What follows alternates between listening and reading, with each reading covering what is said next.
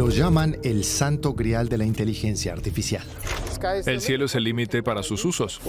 Construir un ordenador que pueda hacer todo lo que nosotros podemos, o incluso más. Algunos creen que podría ayudar a curar todos los tipos de cáncer, erradicar la pobreza y crear una sociedad más igualitaria. Pero otros advierten que un sistema así podría volverse contra nosotros y convertirse en una amenaza para nuestra propia existencia. Entonces, ¿en qué punto se encuentran los trabajos sobre inteligencia general artificial? Y es una buena idea continuar por ese camino.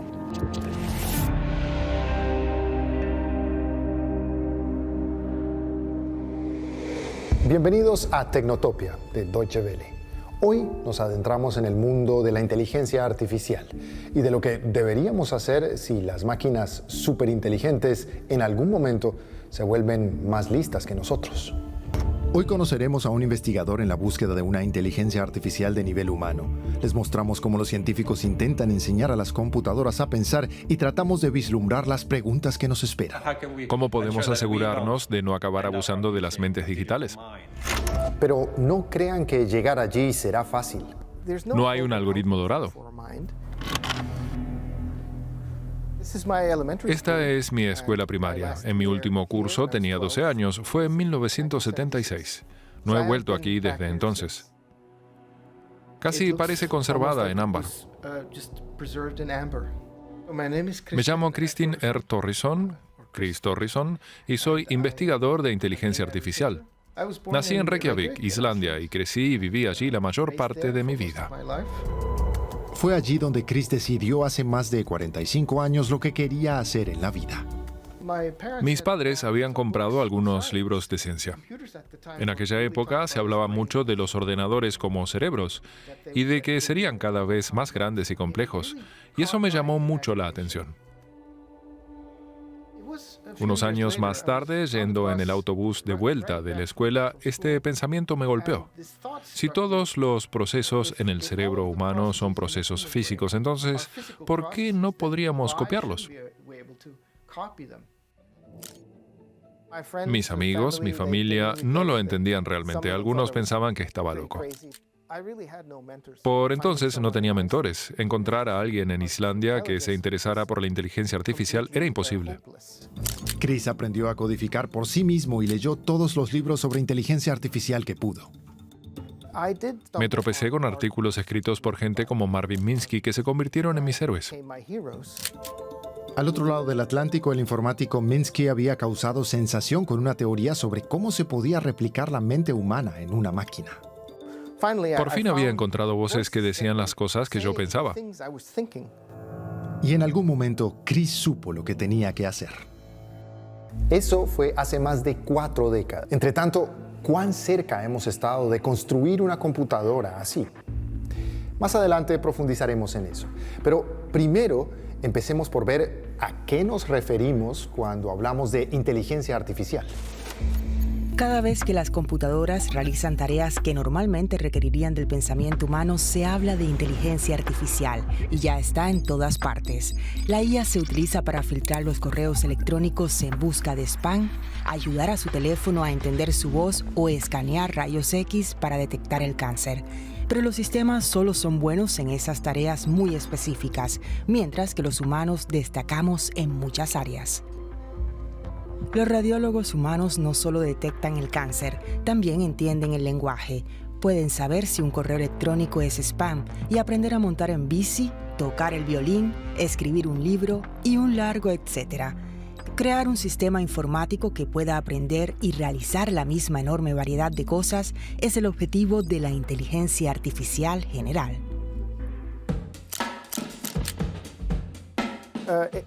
En 1988 me trasladé a Estados Unidos y en 1990 fui al MIT y acabé allí en el laboratorio de medios. Estaba sentado en clase con Marvin Minsky. No podía creerlo. Chris se doctoró, trabajó para grandes empresas y fundó su propia startup. Pero a medida que aumentaban sus conocimientos, también lo hacían sus dudas de que estas tareas le acercaran a su gran objetivo. Sabía que quería ser una inteligencia artificial real, no una falsa, una máquina que realmente entienda, una máquina que realmente piense. Y cuando su esposa, que añoraba Islandia, lo convenció a principios de la década de 2000 para volver, se le presentó otra oportunidad. La Universidad de Reykjavik se había fundado hace poco. Querían convertirse en una universidad de investigación y buscaban profesorado. Así que decidí intentarlo. Chris no es el primer científico que intenta construir una máquina con inteligencia de nivel humano. Basta con echar un vistazo a la historia para ver que esta idea ha fascinado a los pensadores durante milenios. En la mitología griega, hace unos 2500 años, se cuenta cómo el dios de la tecnología crea un gigante artificial para proteger la isla de Creta. En la literatura china de la misma época hallamos la historia de un inventor que construye un hombre mecánico. Desde entonces, la idea ha inspirado por igual a narradores e investigadores. También los científicos han tratado durante siglos de inventar máquinas inteligentes. Pero recién a mediados del siglo XX, con el auge de las computadoras, los investigadores acuñaron el término inteligencia artificial. Fue en 1956. Pocos años después, el premio Nobel Herbert A. Simon predijo que las máquinas serán capaces dentro de 20 años de hacer cualquier trabajo humano.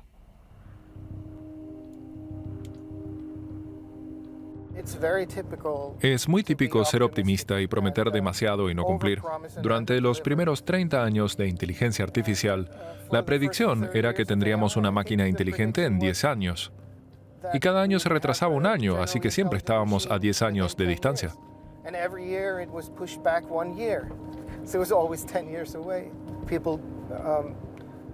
La gente se vuelve muy optimista porque quiere resolver este rompecabezas. Este tipo de optimismo vuelve una y otra vez, en oleadas, y se subestima mucho el desafío. Por eso, la historia de la inteligencia artificial es una historia de altibajos, de descubrimientos improbables y grandes promesas, seguidas de inevitables retrocesos e inviernos de la inteligencia artificial cuando la atención y la financiación se agotan. La naturaleza de la ciencia es trabajar en espiral, tener siempre teorías provisionales, probarlas, ver qué funciona y qué no. Y hemos tenido tremendos éxitos.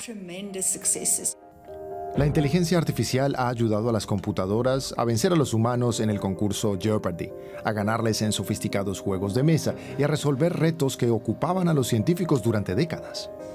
Son avances significativos. Al mismo tiempo, la tecnología de inteligencia artificial forma parte hoy de todos los dispositivos que usamos a diario. Nuestro smartphone, por ejemplo. Utiliza la inteligencia artificial para activar el asistente de voz, para ordenar nuestras fotos o para predecir lo que vamos a escribir. Esto ha hecho que este campo, que durante mucho tiempo se consideró una investigación sin aplicaciones prácticas, sea hoy muy interesante para toda la industria. Y ha provocado una explosión de la inversión mundial. Pero, ¿cuánto tiene que ver esta inteligencia artificial estrecha de hoy con la inteligencia general de nivel humano que persiguen científicos como Chris Torison?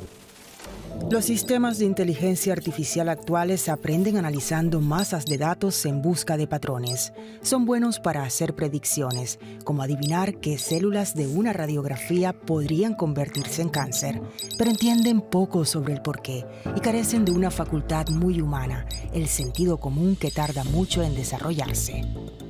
Los niños necesitan unos 2 años para comprender que aunque hay muchos tipos de sillas, pueden sentarse en todas ellas. A los 4 años pueden hacer dibujos basados en su imaginación. Y cuando tienen entre 7 y 8 años, entienden la diferencia entre realidad y ficción. Pero los niños no analizan datos para aprender esas habilidades, observan su entorno y aprenden de las consecuencias. Los expertos dicen que para que las computadoras alcancen la inteligencia general, deben empezar a aprender como los niños. Esto podría permitirles algún día hacer cosas que nosotros podemos, pero ellas aún no. Imaginar algo totalmente nuevo.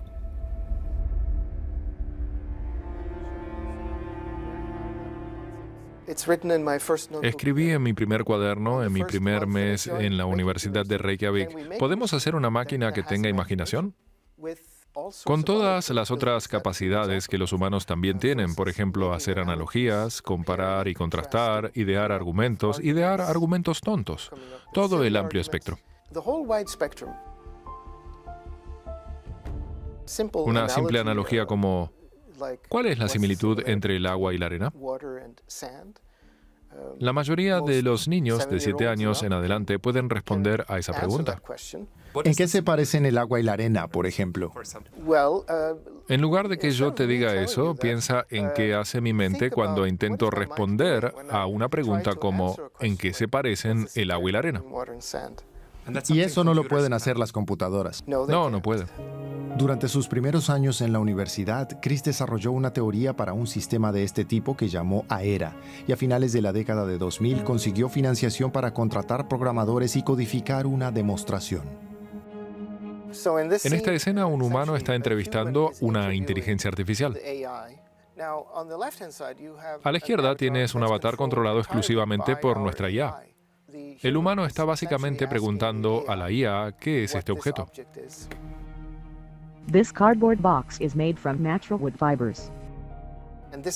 Esto es algo que la inteligencia artificial ha aprendido. No le enseñamos nada sobre el lenguaje ni cómo crear frases.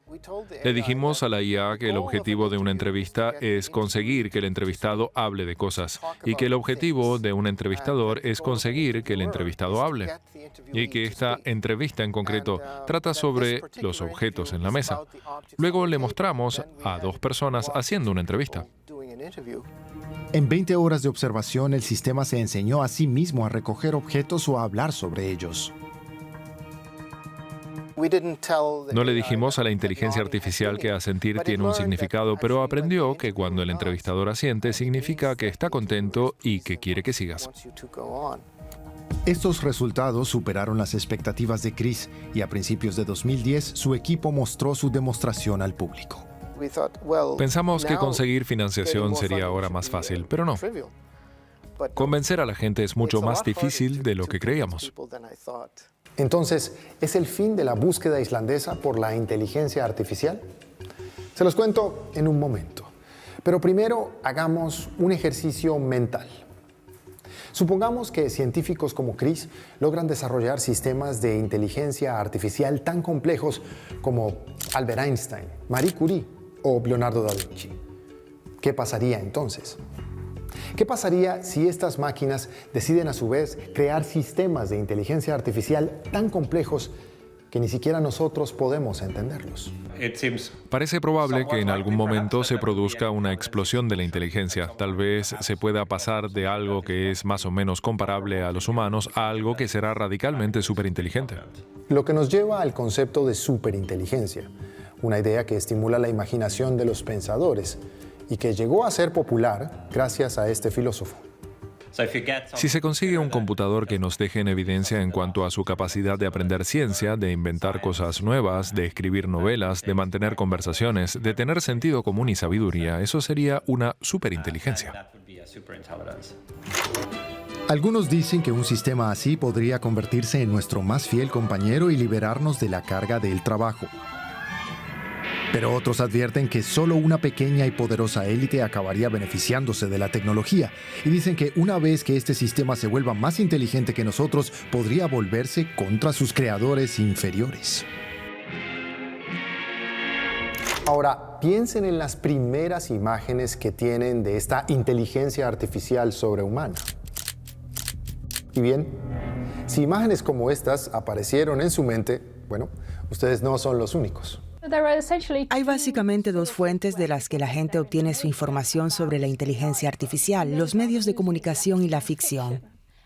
Y cuando los medios y la ficción coinciden y empiezan a servirse de las mismas imágenes, usando imágenes de Terminator una y otra vez, eso moldea la idea que la gente tiene de la inteligencia artificial.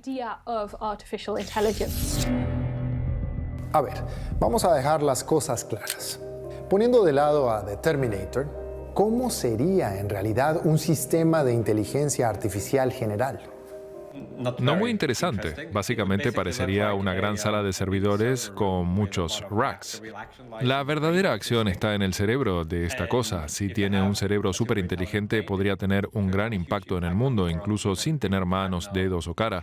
Si todo lo que pudiera hacer fuera producir texto en una pantalla y comunicarse con algún supervisor humano, eso ya sería suficiente. En las manos adecuadas, un sistema así podría ayudar a solucionar problemas urgentes de nuestra sociedad hoy en día, como las enfermedades mortales o la crisis climática. Sin embargo, sinceramente, ¿cómo nos hace sentir el hecho de que un ser artificial pueda hacer todo lo que nosotros podemos hacer y potencialmente mucho más?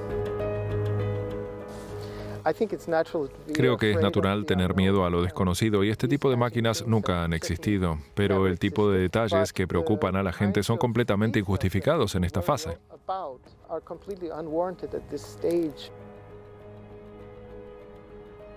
Harán falta muchas décadas para reunir todas las piezas del rompecabezas.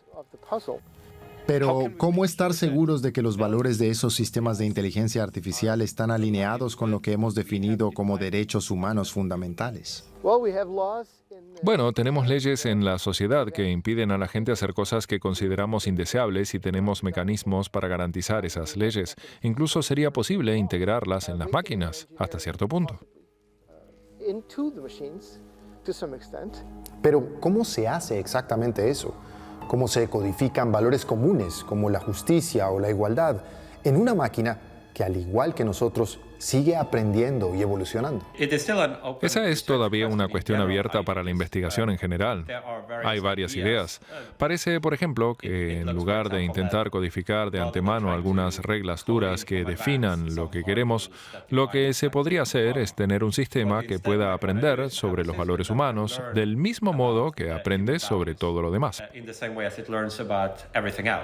Hay otra cuestión que hasta ahora ha recibido poca atención.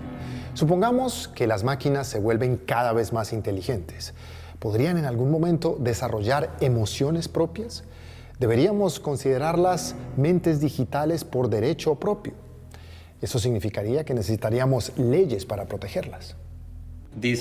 Estas inteligencias artificiales serán cada vez más comparables a animales pequeños como ratones, gatos y perros al principio, y con el tiempo tal vez similares a los humanos o superinteligentes. En ese punto, algunos de estos sistemas tendrán un estatus moral. Ya nos cuesta tratar a los animales como deberíamos y conseguir que nuestra empatía se extienda a una caja que no tiene ojos, que no ronronea pero en la que quizá haya un proceso sintiente funcionando en lo más profundo de un procesador, va a ser un gran reto para la moral humana.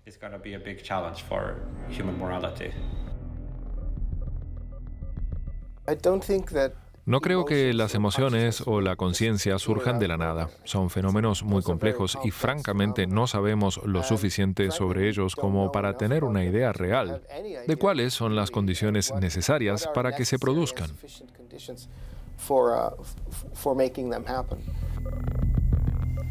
Pero ¿no sería este el momento adecuado para pensar en ello antes de que se haga realidad? La mejor manera de responder a tales preguntas es hacer esta investigación, porque sin esta investigación nunca tendremos pruebas suficientes para decir si un tipo de máquina es muy probable que sienta dolor y si no está mintiendo cuando dice sentirlo. Finalmente, no solo se trata de la relación entre la inteligencia artificial y nosotros, sino que también podría tener consecuencias en el modo en el que los humanos nos tratamos los unos a los otros. Lo que también me preocupa es que algunos humanos sean considerados menos humanos que esta inteligencia artificial, menos merecedores de derechos o de un trato adecuado, porque esa es una tendencia que ya se está empezando a ver.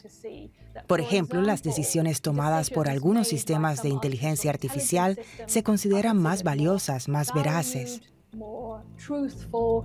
Por eso, los expertos con los que hemos hablado coinciden en que se necesitan reglas para ese momento en el que lleguemos a coexistir con la inteligencia artificial de nivel humano.